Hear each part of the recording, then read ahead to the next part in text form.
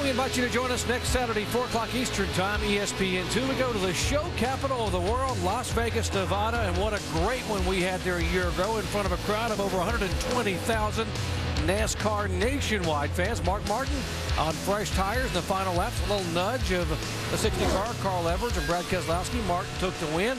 2 years ago, the final lap battle was Jeff Burton and Kyle Busch. Always fun to go to Las Vegas and watch the great NASCAR Nationwide Series action.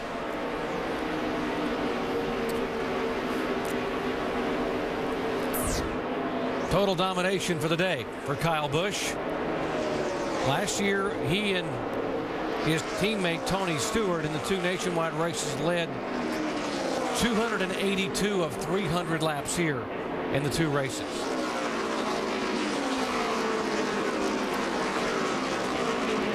"15 cars on the lead lap." Michael Waltrip being shown as the final car on the lead lap. There's a car running 12th. Last pitted on lap 100.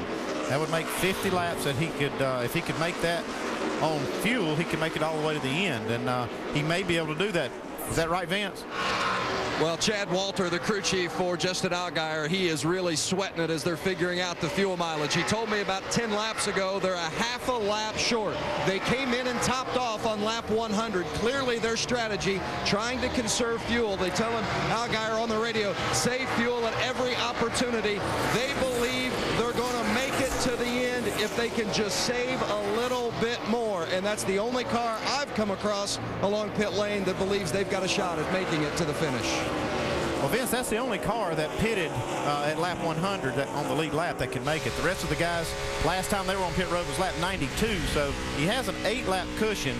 As you look at the fuel gauges right here, you see how Justin Allgaier, by our calculations, would have a little more fuel than the 2-liter. Chad Walter, the guy he's talking about, he has a mechanical engineering degree from Cornell on the Ivy League. He probably knows how to figure gas mileage then. You think? Oh, we got trouble here. This is going to change everything. This is great. All of that. That's Greg Biffle up against the wall, bringing out caution now for the 4th time tonight. See, he's had some hard contact with the wall with the left side.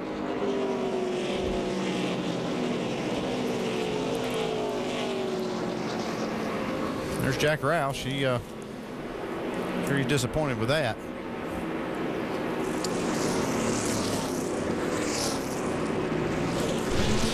We can see what happened again to the 16 car. Looks like it just turned around on Greg there, getting in the corner. Actually, in the middle of the corner. You know, we showed you earlier that happened in practice yesterday for him, coming out of turn 2, that the car got loose. He was trying to run that high line, and it's like he's trying to get the car going, but he can't seem to get it started here. Taking his gloves off. Yeah, he was running in 7th position on the lead lap, and now he'll need some help from the record to come pick up that car. And that means that all these guys will be able to make their final stop under the caution. Everybody's going to get tires now. Only shot now, and Carl Edwards has that #1 pit stall down there. If he can get a good pit stop right here and maybe beat Kyle Busch off pit road, that's one thing that can change the complexion of this finish. Yeah, then we'd have a pass for the lead today, something we hadn't had probably. But, yeah, that would make it a little more exciting. You know, Kevin Harvick's worked his way back up into the 4th spot. He seems to have a really good race car, but he's had some troubles on pit road, too, losing a couple or 3 spots every time that he's gone in. The last stop, remember, Carl almost beat the 18 out of the pits. It was really very, very close. And he's a lot closer. He's right on the bumper of this 18 car coming in, so this is going to be his shot to try to beat this car off pit road. Free pass went to the 1 car, Mike Bliss. He was the first car lap down. He will be able to get back on the lead lap. He worked a long time to get by Michael Annette to get that spot. He paid off for him right here. Yeah, he had that flat tire earlier in the night whenever he cut down that left rear when they just changed 2 right side tires. And then he cut down a left rear, so good break for Mike Bliss and his team. We just joined our coverage. We've had 3 leaders, 4 lead changes. It's been a Kyle Busch night. He's led 126 of 129 laps thus far. He started on the outside of row 1 after dominating the truck race earlier in the day, leading 95 of 100 laps. So it's been a day that most drivers would dream about. You bring 2 different kinds of race cars to the racetrack and dominate in both. He's dominated, but he's still got a little bit of work to do here. Yeah, I didn't see all of the good cup practice, but so far nobody's passed him on the racetrack today. All right, let's see what's going to happen here on the finals pit stop, the money stop. Dave. David Ruderman gives up 6th position. In addition to the Sunoco fuel they're going to put in his car, on the top of your screen, they're going to change 4 tires, take the air pressure down to the left sides to help the car turn. Vince. Jeff Burton in the car 29, still 2 free. 4 tires, some splash of Sunoco fuel. They're going to go up a pound on the right side air and a right side track bar adjustment for this final stretch run. Jamie? Watch this all-star crew go to work on Kyle Busch's car. 2/10 of an air pressure adjustment in the right front, 4 tires and fuel. Shannon? Jamie, it's just going to be 1 can of Sunoco for Carl Edwards in the 60 car. He still needs to be a little bit freer. They're going to go 1 round down on the right rear wedge and 4 tires for the 60. Let's see what's going to happen. Is the 60 going to get it done? Here he comes. There comes Kyle Busch. Well, it was close. That's close. It was close. Our numbers say that Carl Edwards got it off pit road. He was spinning those tires. He might have burned those tires up getting off the pit road, but he got there. He's only got 20 laps to go here, so he can use a little bit. We need a reading on that. Get that official. Yeah, this is important right here. They want to know who beat who to the line. And right here you see it's definitely Carl Edwards. Yep, 60 car. Great job, guys. Nice stop by those guys. They got Dan Stillman and the boys getting them fired up down there. Hey, they're saying we've done all we can do. That's here right. Now. It's up to you, Carl. We put you out there now. That's you got to stay there. Yeah, I don't think it's going to be that easy. Get 5 points here. That's Dan Stillman sitting right there beside Jack Roush, crew chief.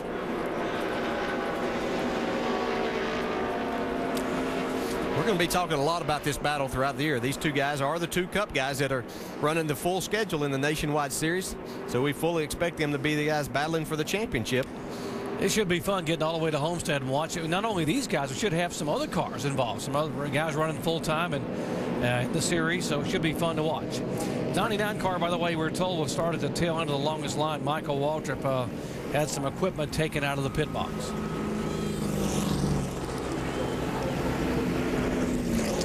Kevin Harvick coming off pit road in 3rd position, so a pretty good stop for his bunch. Let's talk to him. Kevin, Dale Jarrett, the ESPN. You have him? 4, Dale. Well, looks like we had a good pit stop that time. Got you in a position here. Have you got anything for those 2 guys in front of you? I hope so. We've left the gas out of the thing this time. We've been really loose at the beginning of the run, so hopefully we can get going here. If we can get going halfway through the run, we're fine. So we'll see what happens here.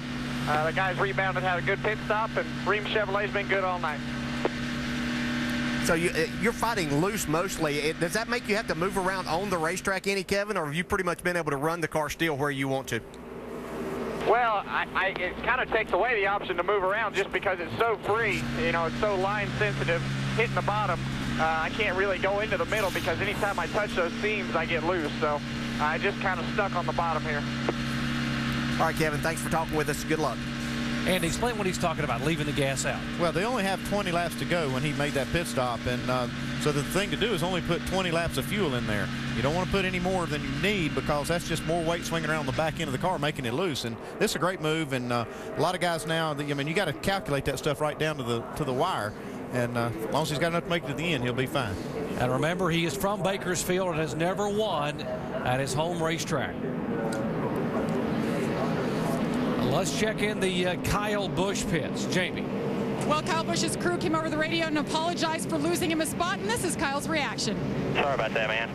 We have lost one of the battles, but we ain't lost the war yet. No, I know that. I know that. They're keeping their heads in the game, Doc, and we may have a battle on our hands here in the closing laps. Should be interesting to see what's going to happen. And, folks, the rule this year is a single file restart in the final 20 laps. It used to be in the final 10 laps, but now they'll line up single file, which means that Carl will have a lot of open racetrack there and no lap cars on the inside to be able to help hold that 18 off. Yeah, you know, generally the double file doesn't bother the leader as much as it does those guys in 2nd, 3rd, 4th, and 5th. So that's going to give those Kevin Harvick and Jeff Burton, Joey Logano, those guys, they don't have to deal with those lap cars as they get down in, so they can run where they want to. So this could get pretty interesting, especially if Kyle Busch and Carl Edwards can get side by side. Then that brings a lot of other guys into the mix. So this is going to be fun.